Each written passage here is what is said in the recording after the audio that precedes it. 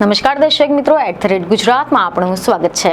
ગુજરાત રાજ્યના આર્થિક પાટનગર તરીકે ઓળખાતા અમદાવાદ રાજ્યમાં અલગ અલગ રાજ્યોમાંથી, ગામોમાંથી, શહેરોમાંથી તેમજ અન્ય રાજ્યોમાંથી યુવકો અને યુવતીઓ અભ્યાસ માટે, સ્પર્ધાત્મક પરીક્ષાની તૈયારીઓ માટે અથવા તો નોકરી કરવા માટે આ શહેરમાં આવતા હોય છે। પડોશી રાજ્યોમાંથી લોકો ધંધા રોજગારની શોધમાં આવતા હોય છે। આ સિવાય રોજગારીની સાથે સાથે એજ્યુકેશન માટે પણ બહારથી મોટી સંખ્યામાં લોકો અમદાવાદ આવે છે। એટલે કે ગુજરાતના અનેક નાના મોટા શહેરો, ગામોમાંથી યુવાનો અને યુવતીઓ અમદાવાદ જેવા મોટા શહેરોમાં નોકરી, અભ્યાસ અથવા તો સરકારી પરીક્ષાની તૈયારીઓ માટે આવીને રહેતા હોય છે।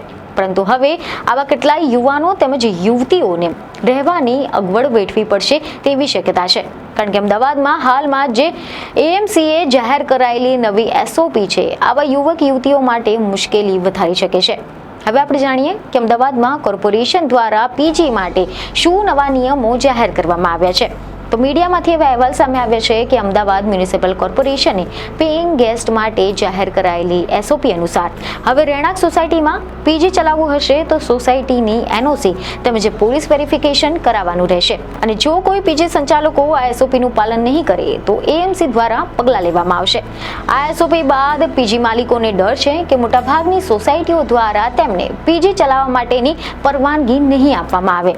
સોસાયટીના NOC વગર ચાલતા 385 જેટલા પીજી સંચાલકોએ AMCને નોટિસ પણ પાઠવી છે।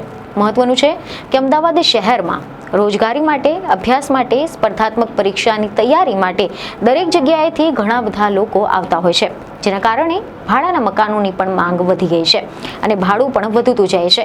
જો કે આ યુવાનો અને યુવતીઓ ભણતા હોય ત્યારે તો તેઓ હોસ્ટેલમાં રહી શકે છે, પરંતુ જે લોકો સ્પર્ધાત્મક પરીક્ષાની તૈયારી માટે આવે છે તેઓ પીજી એટલે કે પેઇંગ ગેસ્ટ અથવા તો ફ્લેટ ભાડે રાખીને રહેતા હોય છે। અને આવામાં કેટલીક સોસાયટીઓમાં નિયમ બનાવવામાં આવી રહ્યા છે કે પીજી માટે ભાડે આપવામાં આવશે નહીં, તો કેટલીક સોસાયટીઓ દ્વારા એવા પણ નિયમ બનાવવામાં આવે છે કે એકલા યુવાનો અને યુવતીઓને ઘર ભાડે નહીં આપવામાં આવે। કેટલીક સોસાયટીના લોકોનું કહેવું છે કે એકલા રહેતા યુવાનો અને યુવતીઓ તેમના અજાણ્યા મિત્રોને પણ ઘરે બોલાવે છે, જે ક્યારે પણ સુરક્ષા માટે જોખમી બની શકે છે, તેમજ મોડી રાત સુધી પાર્ટી કરીને અવાજ કરતા હોય છે। એકલા રહેતા યુવાનો અને યુવતીઓ એવું માને છે કે તેમને તેમના ગમતા ઘર વિસ્તારમાં ઘર નથી મળતું અથવા તો શોધવા માટે ખૂબ જ પ્રયત્ન કરવો પડી રહ્યો છે। કેટલાક પ્રોફેશનલ પીજી પણ બની ગયા છે, પરંતુ તે થોડાક મોંઘા હોવાથી ઘર બધાને પરવડે તેમ નથી। તો બીજી તરફ અમદાવાદમાં રહેતા એકલા યુવક અને યુવતીઓનું કહેવું છે કે સોસાયટીના લોકો તેમને હંમેશા એવી રીતે જજ કરે છે કે તમે અહીંયા ભણવા કે નોકરી કરવા નથી આવ્યા, પરંતુ એકલા રહેવા અને ફરવા માટે જ આવ્યા છો। તેથી કરીને એકલા રહેતા યુવક યુવતીઓને ઘર નથી આપતા, પરિવાર હોય તો જ ઘર મળે છે।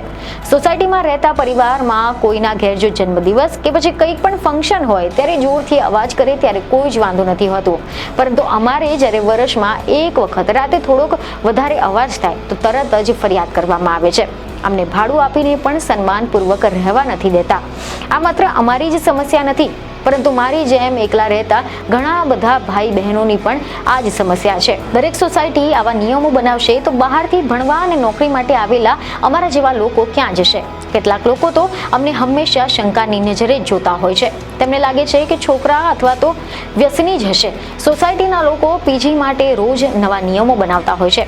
તો આ અંગે અમદાવાદ મ્યુનિસિપલ કોર્પોરેશન એટલે કે MNC તરફથી મળેલી માહિતી અનુસાર છેલ્લા 5 વર્ષમાં સરેરાશ 4 થી 5 અરજીઓ હોસ્ટેલના બિલ્ડિંગના પ્લાનની મંજૂરી માટે આવતી હતી, જે મંજૂર થઈ હતી। જોકે વર્ષ 2025-26માં શહેરમાં 15 હોસ્ટેલ બિલ્ડિંગના પ્લાન એપ્રુવલ માટે આવેલા છે, જેમાં શૈક્ષણિક સંસ્થા, સામાજિક સંસ્થા અને ખાનગી ડેવલપર દ્વારા હોસ્ટેલના બિલ્ડિંગનું નિર્માણ થઈ રહ્યું છે। અને આગામી વર્ષો દરમિયાન વધુ હોસ્ટેલ બિલ્ડિંગના પ્લાન બાંધકામની મંજૂરી માટે આવે તેવો ટ્રેન્ડ જોવા મળી રહ્યો છે કે પછી શહેરની અલગ અલગ સોસાયટીઓ કે પછી રહેણાંક વિસ્તારમાં જે પીજી એકમો ચલાવતા હોય છે ત્યારે ગુજરાત હાઈકોર્ટ દ્વારા એમના અંગે પણ ગાઈડલાઈન આપવામાં આવી છે। અમદાવાદ શહેરમાં 401 જેટલા પીજી એકમો ચાલી રહ્યા છે, જેમાંથી 355 પીજી એકમો એવા છે કે જેમને નોટિસ આપવામાં આવી છે. સોસાયટીની એનઓસી એટલે કે નો ઓબ્જેક્શન સર્ટિફિકેટ અને પોલીસ એનઓસી મેળવવાની હોય છે. જો પુરાવા રજૂ કરવામાં નહીં આવે તો આગામી દિવસોમાં એનઓસી વિના ચાલતા જે પીજી છે તેમની સામે કડક કાર્યવાહી કરવામાં આવશે.